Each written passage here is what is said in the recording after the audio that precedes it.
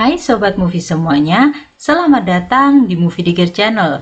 Sebelum kita masuk ke videonya, untuk kalian yang baru aja gabung, jangan lupa subscribe channel ini agar bisa terus menyajikan alur cerita film favorit Diggers. Hari ini kita akan membahas sebuah film seru yang dibintangi oleh Chloe Grace Moretz yang sukses dalam filmnya The Fifth Wave dan juga Greta. Film yang diperankan oleh Chloe kali ini berjudul Shadow in the Cloud. Film yang dirilis tahun 2020 ini menceritakan tentang seorang tentara wanita yang mati-matian melindungi anaknya yang masih bayi di atas pesawat dengan musuh kelelawar raksasa. Film ini dibuat dengan setting cerita di era Perang Dunia Kedua. Oke, langsung aja kita masuk ke scene pertama. Scene pertama menunjukkan seorang wanita yang mengenakan pakaian tentara yang berjalan di malam hari di landasan pesawat dengan membawa sebuah tas kotak. Wanita ini bernama Maudie Garrett. Garrett saat itu tampak sedang menunggu pesawat untuk ia tumpangi. Saat pesawat yang ia tunggu itu mendarat, Garrett segera mendekati pesawat itu dan masuk ke dalam.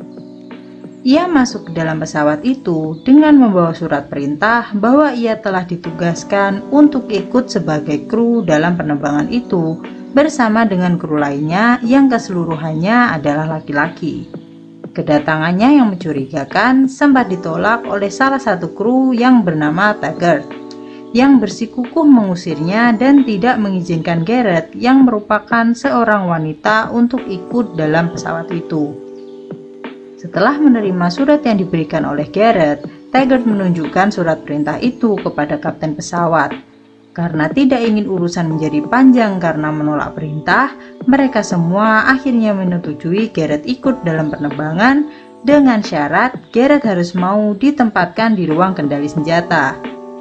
Garrett sempat menolak karena paket yang ia bawa sangatlah penting dan harus benar-benar dilindungi.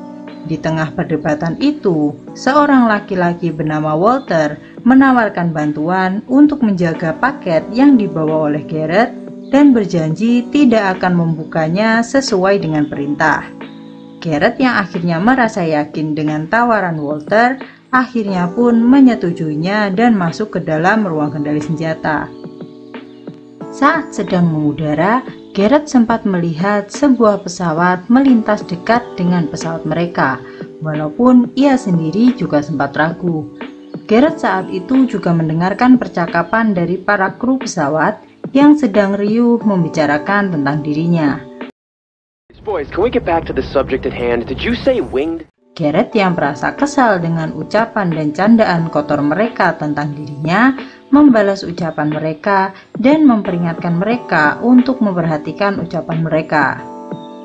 Karena kru pesawat terus mendesak, Garrett akhirnya menjelaskan bahwa dirinya merupakan seorang kru mekanik pesawat. Ujarannya saat itu hanya dianggap bualan dan ditertawakan oleh para kru pesawat. Di tengah perjalanan itu, Garrett menyadari tampak sebuah bayangan aneh di salah satu bagian pesawat mereka. Ia berinisiatif segera melaporkan apa yang ia lihat kepada kru pesawat. Namun lagi-lagi, semua kru tidak percaya pada dirinya dan menganggap ucapan Garrett hanyalah merupakan halusinasi karena ketakutannya. Setelah melakukan perjalanan cukup lama dan menanggapi ocehan kru pesawat yang merendahkan dirinya, Garrett akhirnya diminta oleh sang kapten untuk masuk ke dalam pesawat dan bergabung dengan kru yang lain. Saat Garrett memutuskan untuk keluar, Garrett mendapati banyak sekali kesulitan, mulai dari pegangan pintu yang patah sampai dengan pintu yang macet tidak bisa terbuka. Saat itu juga, Garrett kembali mendengar dan melihat bayangan yang sejak tadi telah membuatnya sangat gelisah. Garrett dianggap terus histeris dan ketakutan, sehingga para kru akhirnya terus memaksa Garrett yang dianggap berhalusinasi itu untuk segera keluar dan masuk ke dalam. Sayangnya, pintu yang dimaksud itu sangat sulit untuk dibuka. Kru pesawat yang lain malah mencurigai Garrett melakukan sesuatu untuk mensabotase pesawat itu. Kapten pesawat yang merasa Gareth sudah terlewat batas akhirnya mematikan radio agar Gareth tidak terus-menerus mengganggu dan histeris selama penerbangan. Akhirnya, Gareth hanya bisa pasrah karena tidak bisa berbuat apa-apa. Berkali-kali Gareth terus mengintip keluar untuk memastikan suara-suara aneh yang terus ia dengarkan. Namun, tiba-tiba saja Gareth diserang oleh seekor makhluk mengerikan dengan bentuk menyerupai kelelawar. Gareth sempat berusaha menahan pintu yang telah didobrak oleh makhluk menyeramkan itu dengan jarinya, namun sayangnya hal itu justru membuat jari telunjuk Gareth patah dan juga bengkok. Dengan senjata yang telah ia simpan sebelumnya, Gareth berhasil menembak makhluk itu dan membuatnya terbebas dari serangan ganas itu. Akibat serangan yang dilakukan oleh makhluk kelelawar tersebut, Gareth juga mengalami luka yang cukup parah di dadanya. Mendengar banyak keributan, kapten pesawat kembali mengaktifkan radio untuk mengkonfirmasi suara tembakan yang mereka dengar dari dalam pesawat. Mereka memaksa Gareth mengaku bahwa ia telah membawa senjata bersamanya. Gareth tentu saja tidak mengaku dan membuat banyak alasan mengenai asal suara tembakan tadi. Gareth akhirnya terus-menerus diinterogasi untuk menjelaskan apa sebenarnya tujuan Gareth yang sesungguhnya dan siapa sebenarnya Gareth untuk ikut dalam penerbangan itu. Kru sendiri mengancam akan membuka tas milik Gareth untuk mencari tahu. Di tengah perdebatan saat itu, Gareth melihat sebuah pesawat musuh mendekat dan meminta izin untuk melakukan tembakan. Tentu saja permintaan itu ditolak. Gareth yang tidak memiliki pilihan apapun akhirnya menembak pesawat itu hingga terjatuh.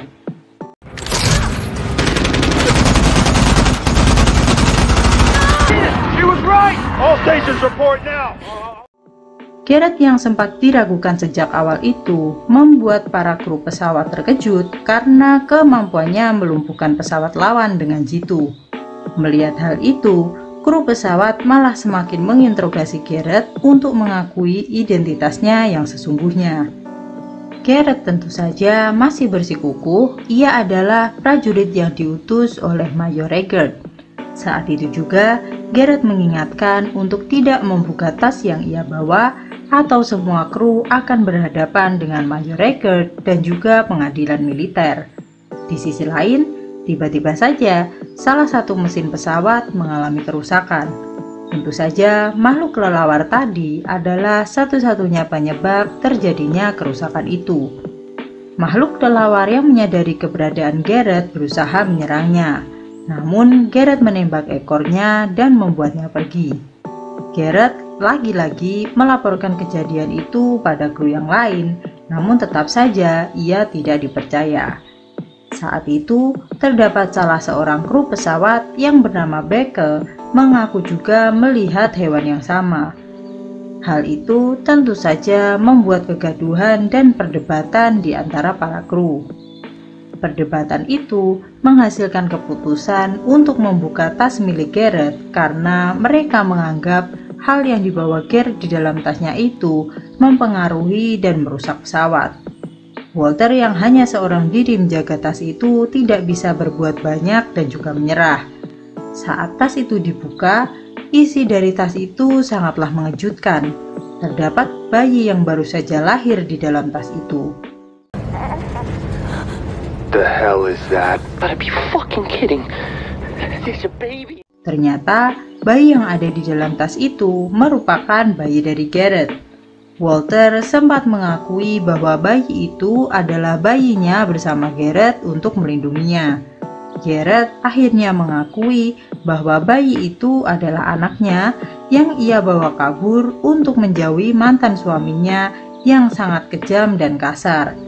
Gareth juga menjelaskan bahwa Walter tidak terlibat dalam hal ini, meskipun Walter dulunya adalah kekasih yang sempat meninggalkannya. Saat itu juga, pesawat musuh tiba-tiba datang dan menyerang pesawat mereka. Bersamaan dengan itu, makhluk kelelawar mengerikan tadi telah masuk ke dalam pesawat dan menyerang para kru. Bahkan, makhluk itu berhasil mengambil tas yang berisi bayi Garrett dan kabur. Garrett akhirnya menemukan kelelawar yang telah mengambil bayinya. Setelah Garrett berhasil mengusir makhluk itu, Garrett dengan nekat berusaha meraih bayinya yang hampir saja terjatuh dengan bergelantungan di luar pesawat. Tidak ada pilihan lain, Garrett berusaha setengah mati berjalan perlahan mendekati bayinya dan menarik sebuah besi untuk menggapai tas itu. Beruntungnya, Garrett berhasil melakukannya dan mendapatkan bayinya dengan selamat sebelum terjatuh. Garrett kemudian berusaha masuk ke dalam pesawat dan membawa bayinya sekuat tenaga.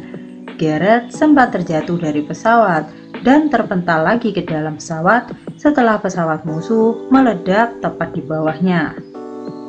Perjuangan Garrett ternyata belum berakhir.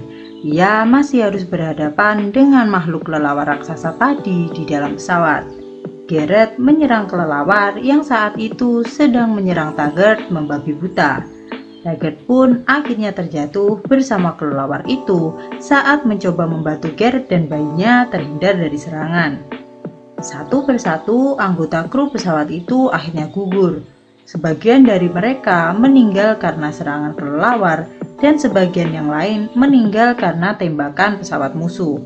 Bahkan yang mengejutkan, kapten pesawat pun ikut meninggal dalam serangan itu.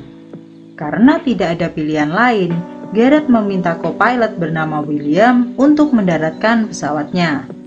Di tengah serangan itu juga, Garrett akhirnya kembali bertemu dengan Walter yang sebelumnya telah dianggap mati karena serangan kelelawar dan ternyata selamat dan masih hidup. Bersamaan dengan itu, Garrett melihat kembali kelelawar raksasa di dalam pesawat, namun kali ini makhluk itu berhasil ia tembak mati.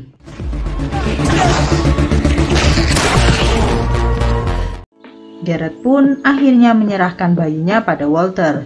Ia berusaha dengan keras untuk membantu William menurunkan pesawat itu.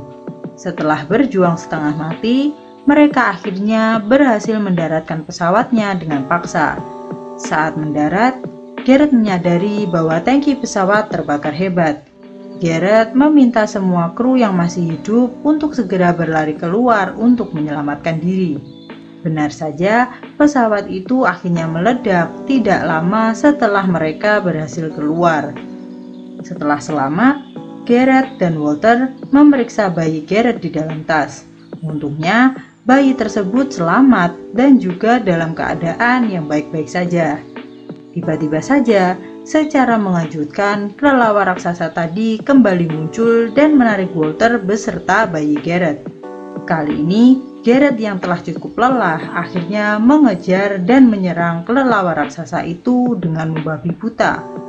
Dengan rasa penuh amarah dan nalurinya melindungi bayinya yang terus-terusan diincar oleh makhluk itu, Garrett tidak membiarkan kelelawar itu untuk lolos dan menyerangnya terus-menerus hingga kelelawar itu mati di tangannya.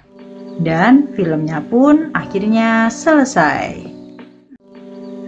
Demikian alur cerita film hari ini. Terima kasih telah menonton dan jangan lupa like, komen, dan subscribe serta nyalakan lonceng untuk notifikasi alur cerita film favorit Diggers. Sampai jumpa di alur cerita film selanjutnya.